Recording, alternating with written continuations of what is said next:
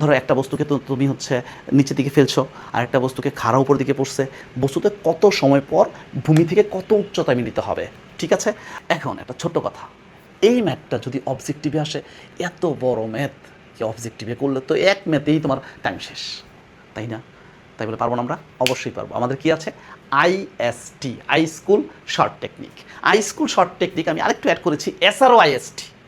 এসআরওতে কি এর পর দেখাচ্ছি। আচ্ছা, এখন কথা হচ্ছে তাহলে ভূমি মিলিত হওয়ার যে সময়, মিলিত হওয়ার যে সময় সেটা কোথায়? তার মানে সময় হচ্ছে T equal to H divide by হচ্ছে ইউ। এইচ মানে বস্তু, উপরের বস্তুটাকে তুমি কত মিটার উপর থেকে ফেলছো, কত মিটার উপর থেকে ফেলছো? 500 মিটার উপর থেকে ফেলছো। আর ইউ হচ্ছে নিচের বস্তুটাকে তুমি কত বেগে উপর দিকে নিক্ষেপ করছো, কত বেগে নিক্ষেপ করছো? 100 মিটার পার সেকেন্ড বেগে নিক্ষেপ করছো। 500/100 তার মানে 5 সেকেন্ড। তার মানে ম্যাথটা করতে আমাদের 5 সেকেন্ড সময়ও লাগে না। এই আইএসটির মাধ্যমে ম্যাথটা করতে আমাদের 5 সেকেন্ড সময় লাগে না। সো দ্যাট এটার নাম হচ্ছে এসআরও আইএসটি। এসআরও মিনিং সেই রকম অস্থির, আই স্কুল শর্ট টেকনিক।